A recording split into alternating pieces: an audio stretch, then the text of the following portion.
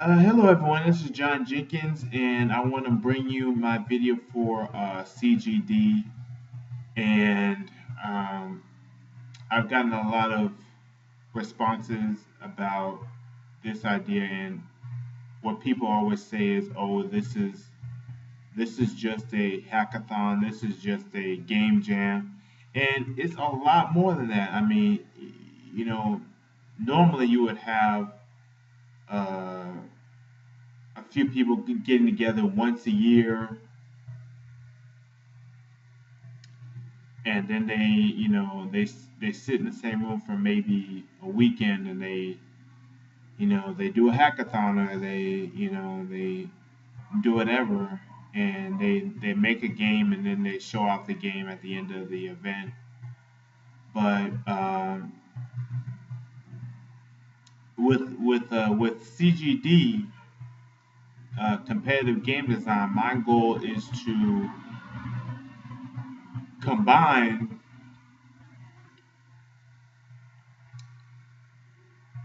combine combine your traditional hackathon with a traditional sport or an esport. So this is a complete league, as in uh, uh, regular season, playoffs, uh, national championship, and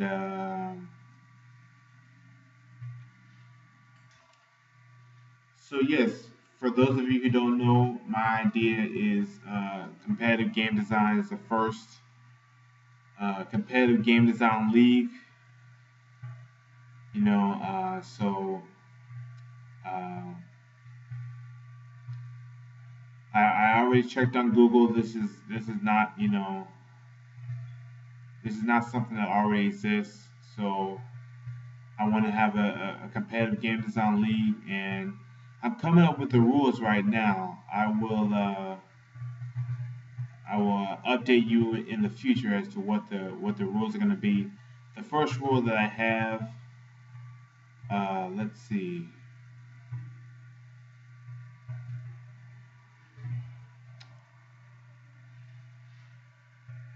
the first rule.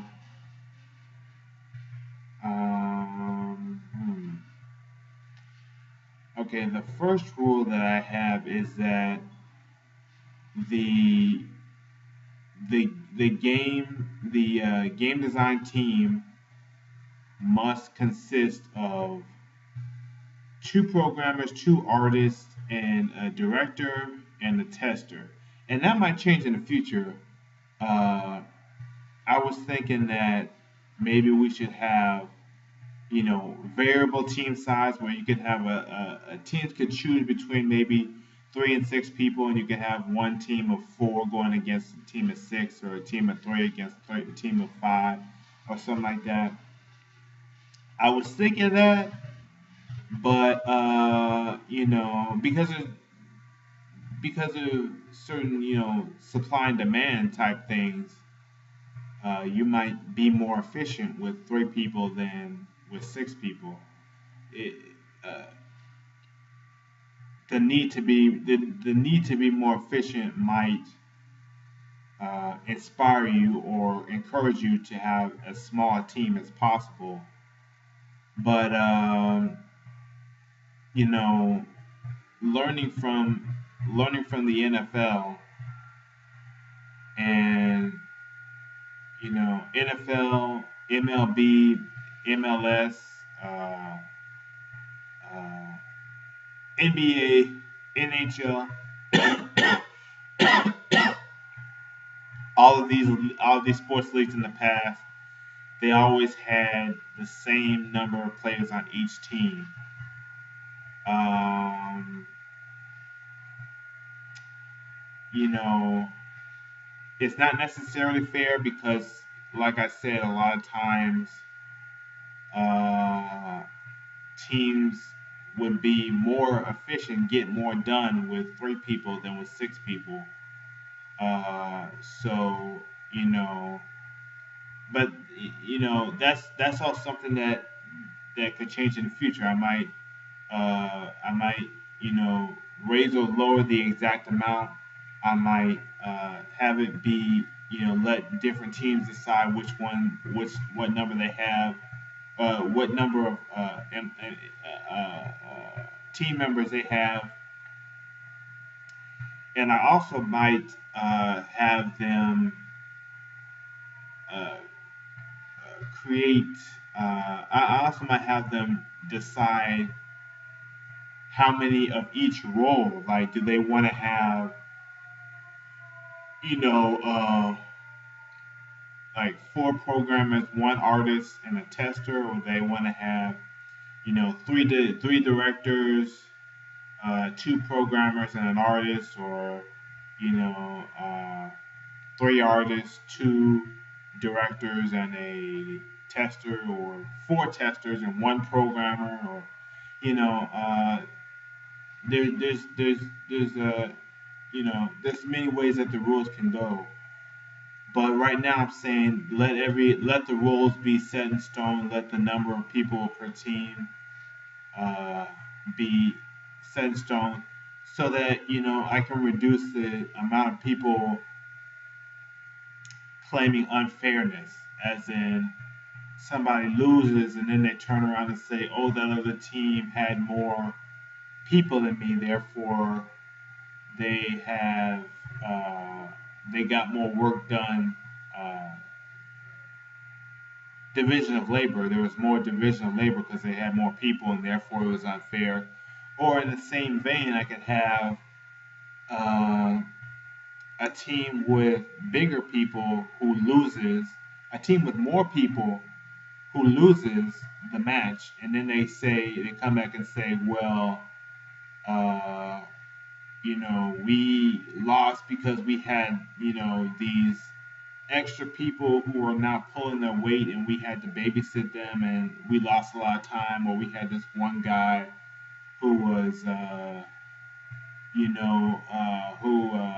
was, using the uh, uh, using the team computer for personal issues, or the team server for personal issues, and he like wiped the whole server clean, and we lost all of our information.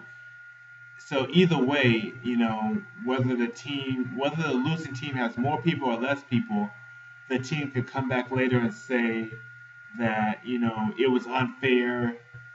It was rigged because we either didn't have enough, or we had all this excess baggage. And so that's the first rule so far, and I have to come up with an entire rule book, and yeah. So uh, contact me if you have any good ideas for rules that I could add to the CGD, and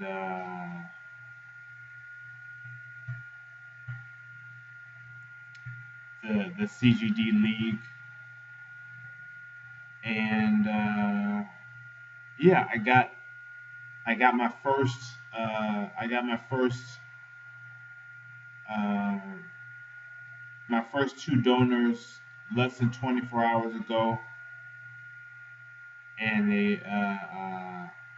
David Norberg,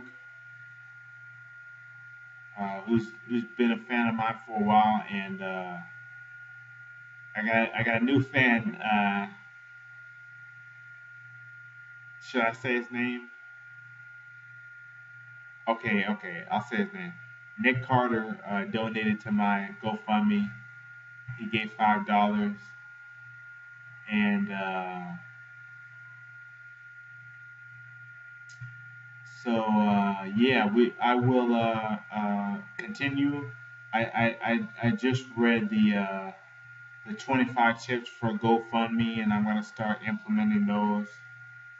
I wish I had not. I'm starting to wish I had not deleted my LinkedIn account, because they're saying you should use LinkedIn, and I had like Who I had so many friends on LinkedIn, but I just disagree with uh, the LinkedIn platform. I just disagree with how it was run, and I didn't think it was helping me, so I deleted my profile. You know, uh, but it gave some good tips, and I'll add those later. I'll you know follow those tips as time progresses. But right now, I just gotta share every day, tweet every day, update every day.